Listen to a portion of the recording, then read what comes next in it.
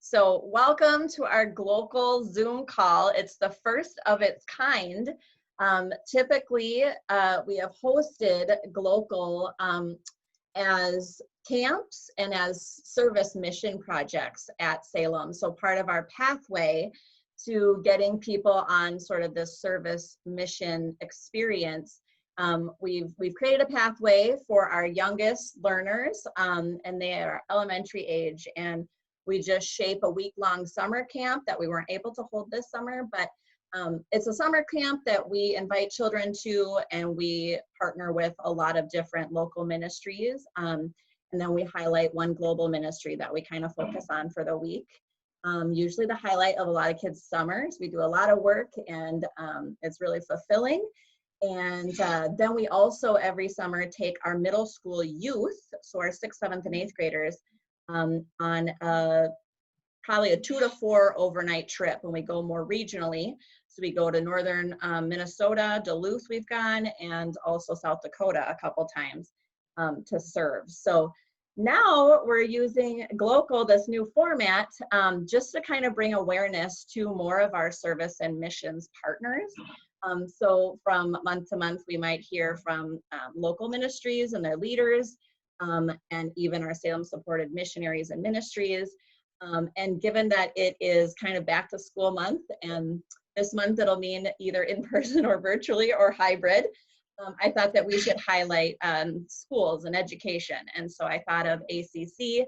And so I was super happy that the two of you, Keith Hamilton, President, and Eric Johnson, VP of Advancement, are joining us today from ACC, Alaska Christian College. So thank you guys for being here. I kind of skipped over that slide, which tells us what GLOCAL is all about. And I just kind of, a lot of us, especially on this call, are familiar with ACC, as, we've hosted Keith a couple times on our campus, and we've also brought sewers teams to work on construction projects and different things over the summer. But just maybe for our greater audience, can you just tell us a little bit about ACC, and then kind of take it away from there, Keith and Eric, and just, we're really interested in knowing how COVID has impacted college life, and how you've seen God work, and just how we can be praying for you, and if there's any action items we can do moving forward to help your ministry along. So I'll turn it over now for either of you. Great, thank you, Shelley. Hey, thanks to Salem Covenant. You guys have been a part of our team for more than a decade, probably close to 15 years, since Dale Soberg was kind of the first contact we had with Salem. And then when you got Pastor Mark in the door, that was a huge thing for me, as Mark and I go way, way, way back to the early 80s together in ministry. So just been connections there. Of course, when I showed up on campus the first time, I knew more people than I thought I knew, which is always the case in the Covenant, one big cult of friends. And so Salem has been a significant part of our program here, especially the Sowers program, the monthly giving. And so we just pause to say thank you. We never want to act like we're expecting it, and we always want to say thankful when it comes. So we're grateful. At ACC, just as Shelley asked quickly, we're over 700 and about 50 students now who are come through our doors over our 19-year legacy. We started 5 days after 9/11. So we were born out of a tragedy, and 19 years later, we're in another one. But I rejoice in that first year. We had 22 students, and last year we had a record of 104 students come to campus. This year we're down a little bit from that because of, I think we know of 14 students who said, I'm definitely coming, only because of COVID. We would have had our highest number probably if that would have happened. But the good news on the side of that too is we have our largest freshman class ever in our history, returning students, the ones we struggled to get back here.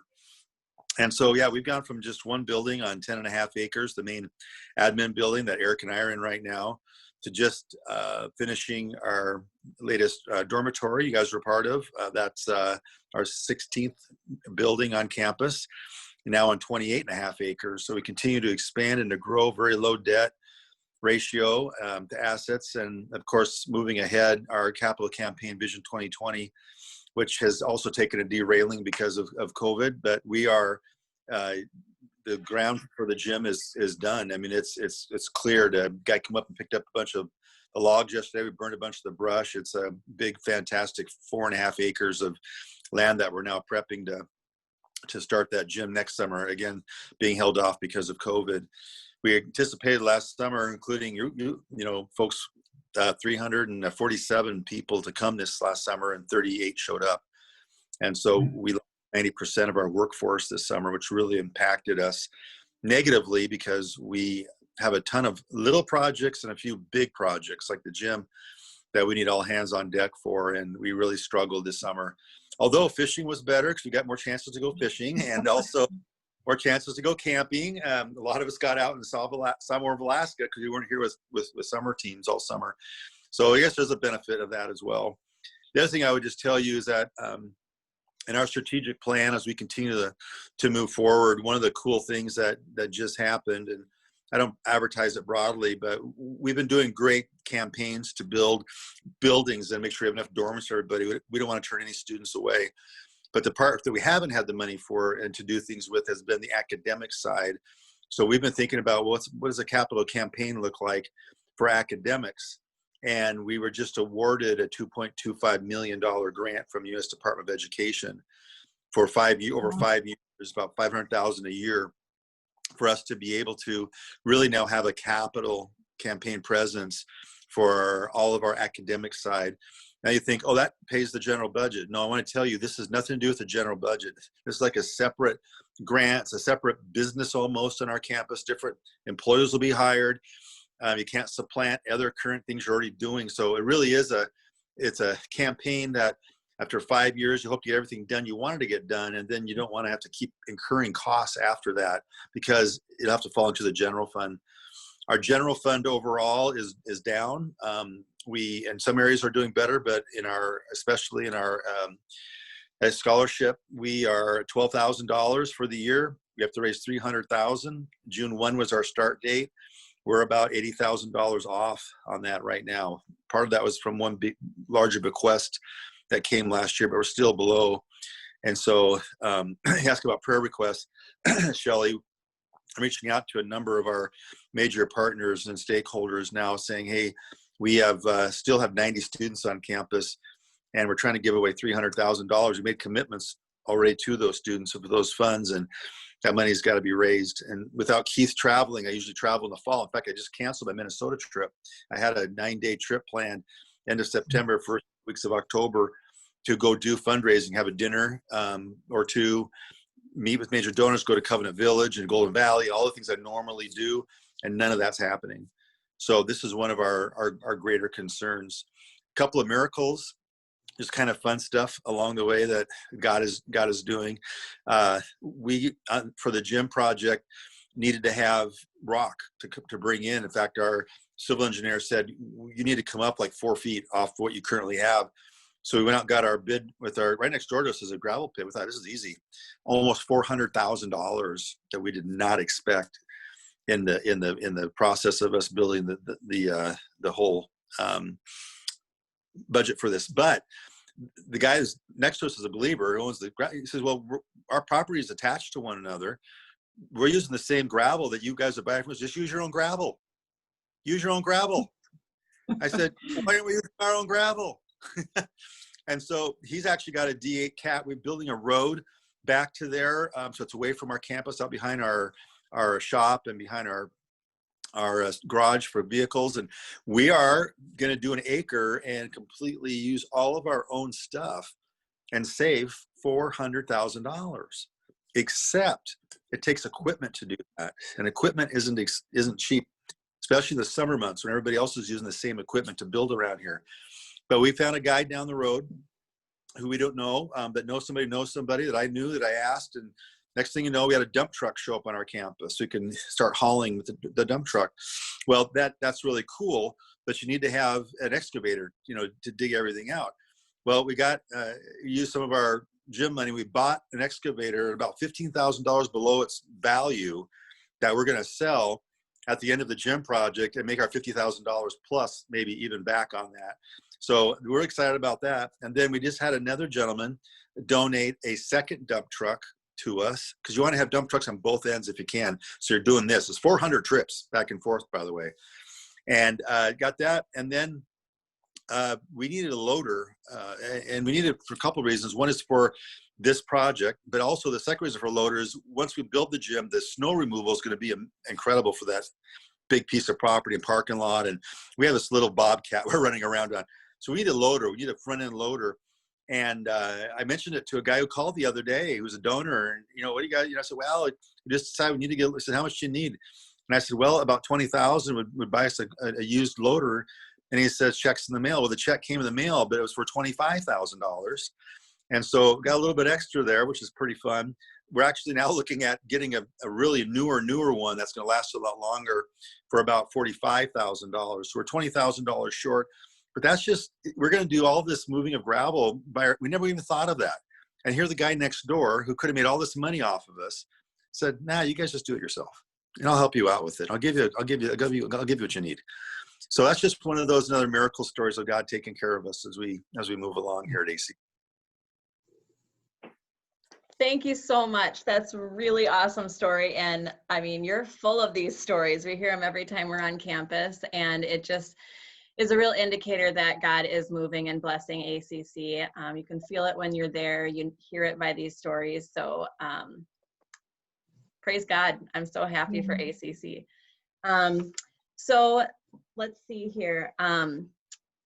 Eric, I don't know, did you have anything that you wanted to add? Maybe one of the two of you could kind of talk us through what happened last spring when COVID kind of hit.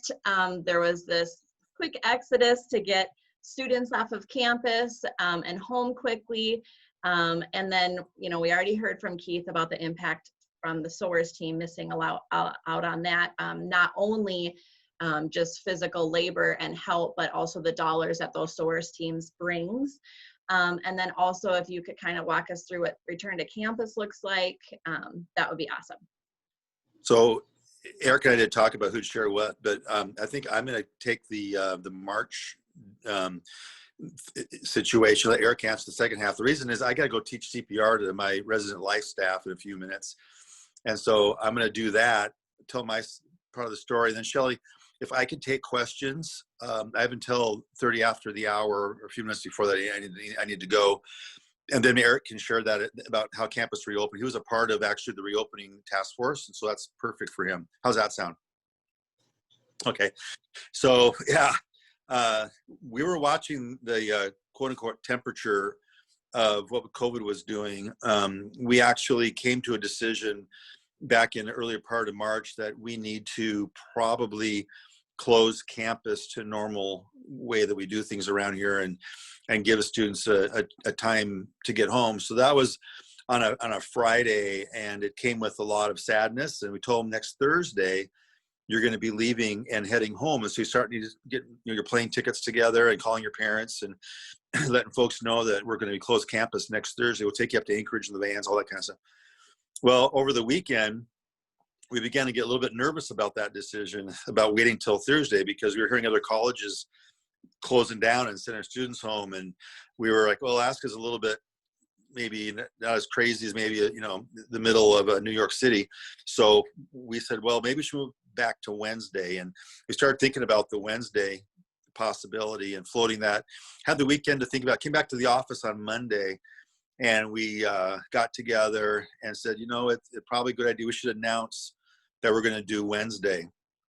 Well, instead, we got a phone call from our conference superintendent, Curtis Ivanoff, who said, Keith, Scammon Bay just closed their gates to letting people back in the village. And Hooper Bay just put a moratorium as well. They're allowing people back in with a 14-day quarantine. This is when that was all still kind of a new idea. And right away, we began to realize, they're closing villages, and this is going to go like wildfire. And if we can't get our students back safe today to their villages, we're toast. And who knows how long we'll have them here. So at 10 o'clock at night, we had an all-campus meeting over in the dining hall. And I spoke to all the students, and I said, it's 10 p.m. At 1 a.m. in 3 hours, we're bugging out. As Harry Morgan used to say, Harry Potter used to say on MASH, we're bugging out. And you have all your stuff in the van, in the trailer. We're getting your tickets. If you don't have them, make it happen. So at 1 a.m. in a blinding snowstorm, Our many of them crying, very sad, upset to be getting on a plane in a van. But at 4:30 a.m., they arrived, 2 vans and trailers in Anchorage for a 6 o'clock flight to Bethel, which was the first flight out that morning to where the majority of our students fly. And that's an Alaska Airlines 737. And I had a bunch of guest passes from Alaska Airlines. There were $30 on standby. All 25 of them got on the plane on standby. And so once they got to Bethel, our covenant pastor there, Adam London, who's an ACC alum, he met him at the airport and then went over to the 2 other small air carriers and got them hooked up to their villages. And we spent a lot of money and a lot of tears, and we were up all night back here and in Anchorage, just crazy. But they all got out, they all got to their homes, but those 2 vans returned. And of course, the people that were driving those vans had been up since 7 o'clock the day before and hadn't had a lick of sleep. So they had to stop along the way and crash sleep for about an hour. I shouldn't use the word crash. Sleep for an hour, get back to the campus at 10 a.m. so that Eric Johnson and his wife Megan jumped in the same 2 vans, grabbed another bunch of students because they had flights to Kotzebue and they needed to go to Anchorage, needed to go to Nome, and got them on the next flight. And they didn't get home till 7 p.m. that night. So by the time of that evening, we had about 90% of our students off campus somewhere we hope we're safe. I'll be careful because some of them were not safe places they chose to go home to. They didn't have a choice. And a few students said, I'm not getting on the plane. I'm going to stay here. I got to figure something else out. I cannot safely go home. And so as happens, our staff took students in. I took one and others took one as well. And we made it happen. But it was difficult, very, very difficult. The weekend that we announced that we were, leaving, one of the girls had to go to the emergency room for a suicidal attempt. Another student got so drunk and passed out that he didn't remember any of it. And he ended up in jail because of it as well. Things like that were the response to the really tearing up of our campus here. When our students did get back and they did get going, a week later we started classes again. It was not that great. Broadband is horrible in the villages, most of them, because the schools were closed. They have the best broadband usually of anybody in the village, but they were closed. And so our students tried with Zoom, it didn't work. They tried with their cell phones. We bought data packages for students, actually for their phones, so they have data. We sent papers in the mail. We sent thumb drives that had information they needed for their classes. But unfortunately, even after all that effort and all that work, and our team and our tutors calling them and our professors calling them, doing everything we can, we had 47 incompletes. Yeah, out of 85 students, 47 incompletes. Now, only 25 of those were students, but those students, some of them had multiple incompletes, right? So 25 or 85 students didn't finish. And that's going to carry over now. It's going to be difficult because now they're back in school. We hope they have to do the regular work plus that. We'll just see how it all comes together. But that was the night of nights. It's going to be in the chapter in my book someday, That's crazy for us. So thank you for asking. Nobody's asked that question, by the way. So it's good to tell a story again. It gets me all riled up, excited again. And I think you and I, somehow you had shared it with me. And I'm happy that you shared it because, again, it just demonstrates so many things, just God's provision in providing the way in a blinding snowstorm, just the devastation that it caused students, just knowing that ACC is just a safe space for them, a great environment for so many reasons, that there was tears for them to have to leave. We're seeing evidence of how much ACC staff and faculty just pour into their students, opening their homes and jumping in cars, and monetarily. I just can't thank you guys enough and just applaud you enough for the efforts. And that's really indicative of what ACC is all about. So thanks for sharing that story. Yeah, thank you. If anybody wants to give me direct questions to the president, it'd be a great chance.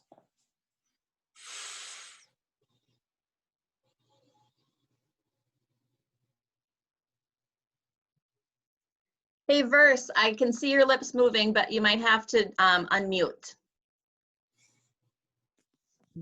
Oh, I did it for you, honey. Go ahead, verse. Okay. I was wondering, you mentioned it was not safe to go home. Why not safe to go home for some? Yeah, great question. I would say the majority of our students that live in Village, Alaska have one of a few deficits in their homes when they get there. One deficit that they're going to have is a parent or parents that are alcoholics that when they're raging drunk will lash out at their children. And we hear that story over and over and over again.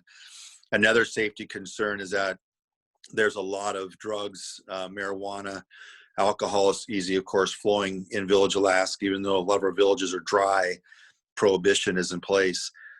They will start up again. They know if they go home, they're going to get caught up in their same habits that they've got rid of at ACC. Many of them don't have the roots far enough dug down to be able to say, I'll stay away from alcohol because everybody's doing it in their family and all their friends and everything.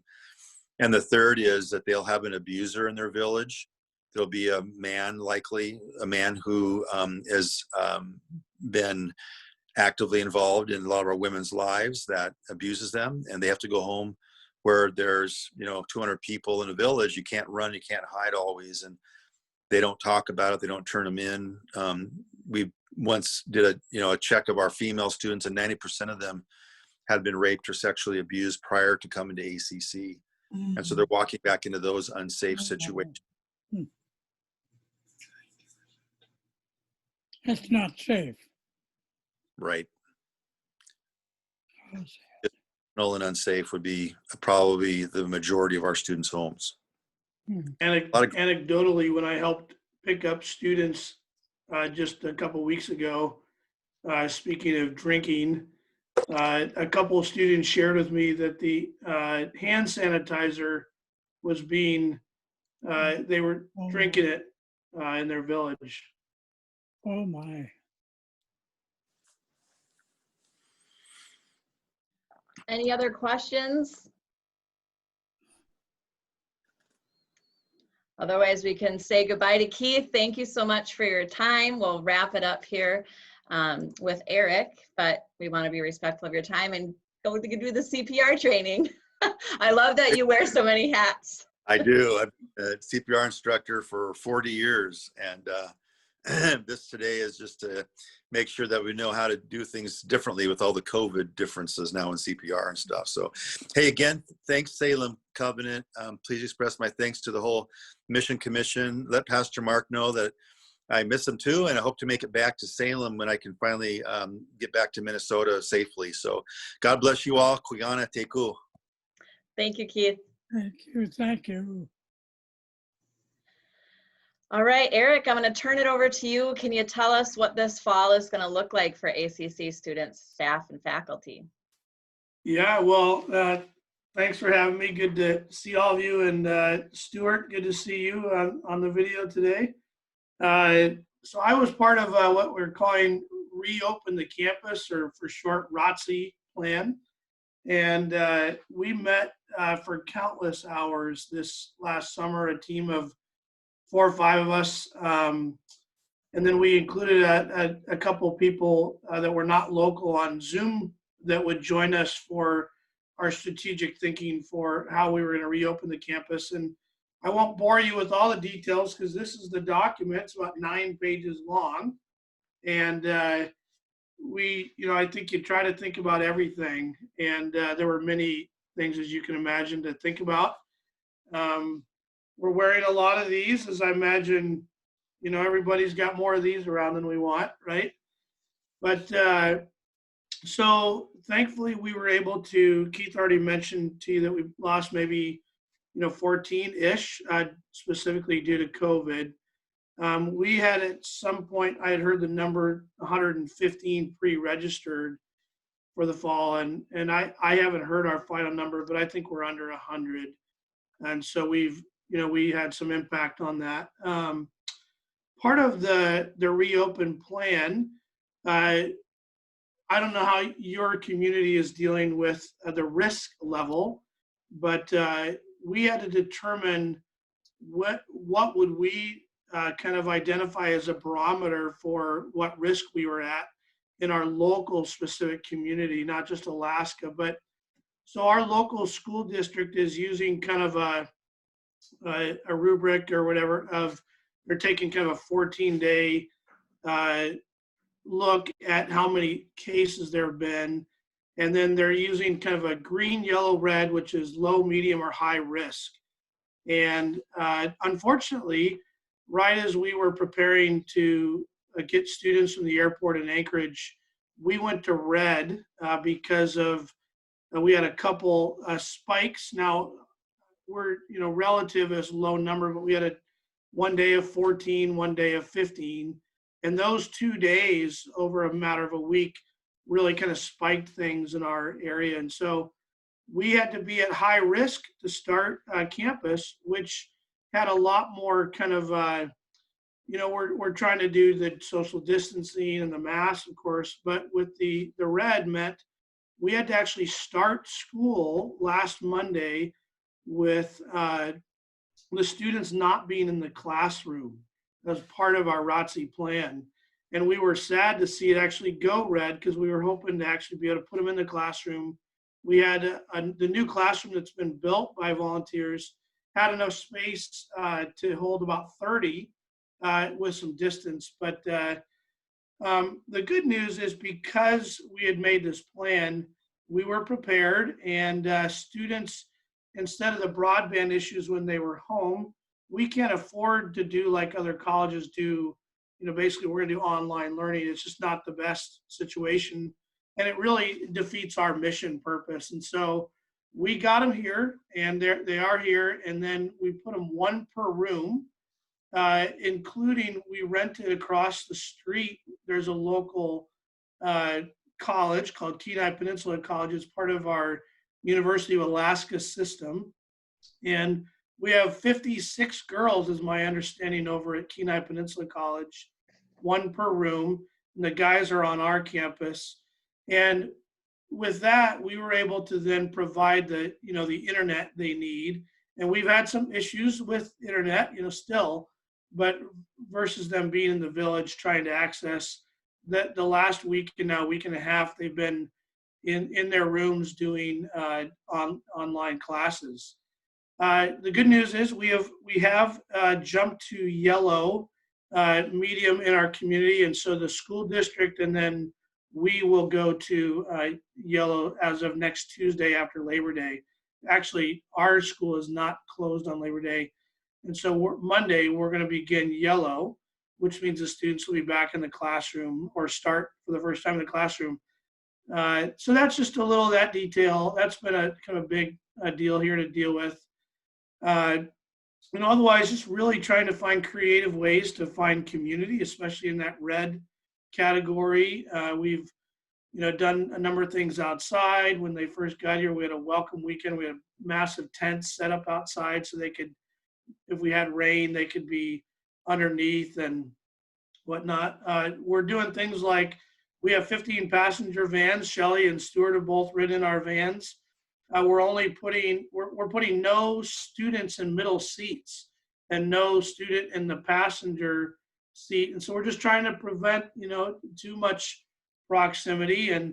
But as you can imagine, that makes a headache when you have, how many ever under 100 students, and you want to take students to the local store or, whatever it is, you're having to, factor in that you don't have the same amount of students that can get in one vehicle anymore. So we're just taking one day at a time, and creative thinking, and we thought about a lot of it, but even as they get here, just things that happen on the fly. We have a campus nurse for the first time that we were able to get with some money from the federal government, CARES kind of money. And that's also helped us, by the way, to people wonder how in the world were we able to rent out Kenai Peninsula College.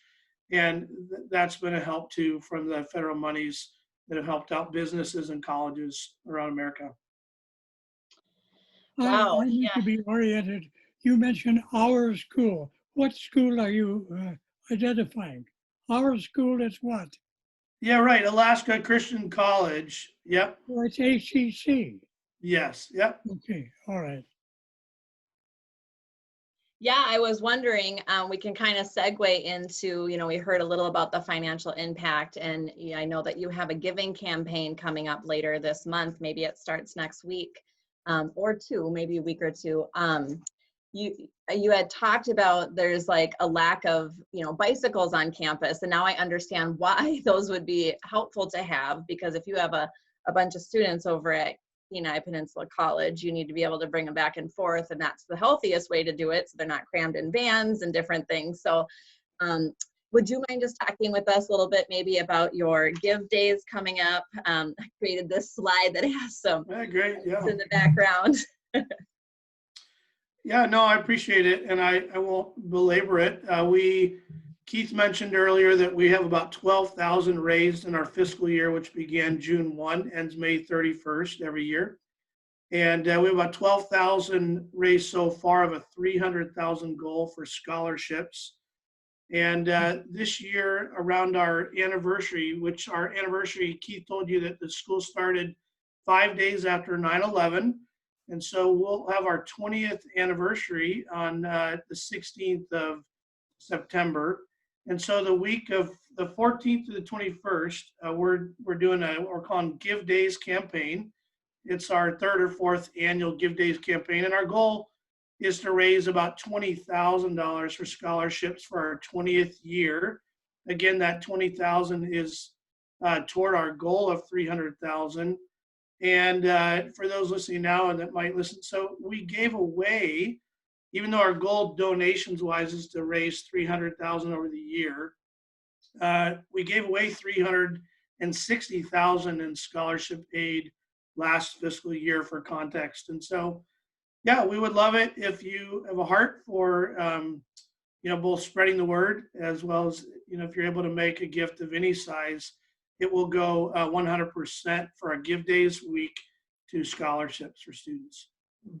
The minimum award, by the way, I learned the minimum award for a student that we give out of that 360,000 is $4,000 for a student with need.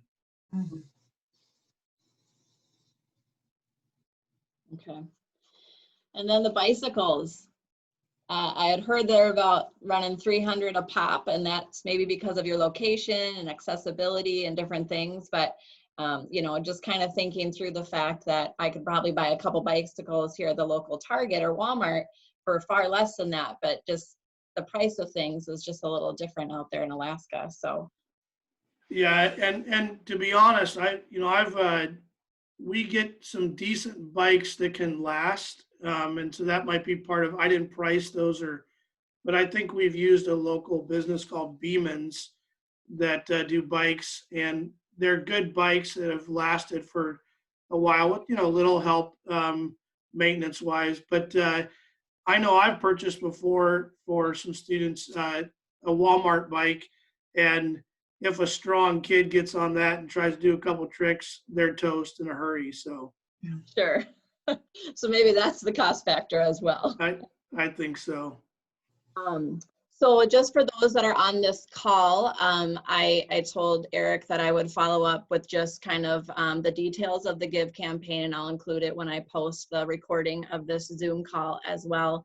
And just so you know, you'll get one from me, but you might also get one from ACC if you've been there before, part of their SOARS team, and you're in their database. So we don't purposely mean to inundate you. We just wanted to provide you with the information if you choose to give. So, all right. So any other questions as we wrap up? I will end with a prayer, but I'm just curious if anybody has questions for Eric.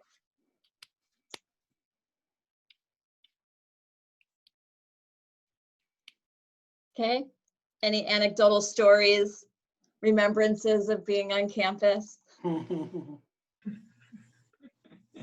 We all remember it fondly, and a lot of us have, if we haven't also participated, we've sort of lived vicariously, as we promote ACC a lot here in New Brighton on our church campus. So yeah, it means a lot to us Salemites. So well, we just want to say thank you, and we've been really purposeful. I oversee a lot of the summer SOARS kind of components, and And Shelley, you wrote a note when you couldn't come, but really, it's been significant. The teams that couldn't come, you kind of went all the way to the end that you could, and we just want to thank you for trying, and for praying for the summer, and we, it'll make next time all the sweeter when you are able to come. So look forward to that. I agree. All right, let me just close this time with prayer. Father God, we just thank you for this space today, just to meet over the miles with ACC and just to hear how you are moving there on their campus and the lives of the students, and just with the faculty and the staff, Lord, your presence is really felt and known, and we just praise you for that. Lord, we pray for all of the students that are returning to campus, and even the ones that weren't able to return, Lord. You know their story, and you know the concerns that might be there, and we ask that you protect them, and you give them courage and confidence that they can find in you to make good choices. And I pray that you would create a pathway for them to make their way back to ACC when they are able to do that. And for the students that are on campus, Lord, I know that things look different right now. And sometimes the change is hard. And so we just pray for extra grace and patience and perseverance for everyone involved as they just kind of adjust to this new normal and life back on campus, and may feel a little disjointed being in multiple campuses and in single dorm rooms. But I just ask that you bless it, and that through it somehow, even though it's different, that it pulls people together, and that you would just give everyone that extra ounce of all the fruits of the Spirit that are needed during this time. And Lord, today we just heard about the financial impact that COVID has had on campus, with just, the dollars brought in from sowers, teams, and just that giving has just currently been down just because, visits aren't made, and the asks haven't been made like they have typically been done in the past. And so again, Lord, we just give you this financial request to you. I ask that in the upcoming give days of ACC that you would just bless their campaign, that you would help them meet their $20,000 goal, Lord, and just put them on a strong pathway to meet their $300,000 goal by June. And Lord, we never know what tomorrow brings, and certainly we can feel that during these pandemic days. But again, we just give you our future and our tomorrow, and we ask that you lead and guide us today, and you assuage our anxiety, and you comfort us and help your presence just be known to us that are on this call, to ACC and their campus, and to all that follow you, Jesus. We give these things in your name. Amen. All right, and how do you say these words at the bottom here, the thank you? Call from foot. Kuyana Teku. Kuyana Teku, and that means thank you? Yep, Okay. And you picking a new pack, yep. And Teku is the name of the student dormitory? Yeah, they're both of them Okay. named, yep. Awesome. Just getting what language is that? It's either a new pack or a UPick. Okay. Well, it's pretty awesome to know another language. I know Stu appreciates that. Yeah. He's a multilingual guy. All right. Well, thank you so much, Eric. Great to be with you all. All right. I'm going to stop recording now.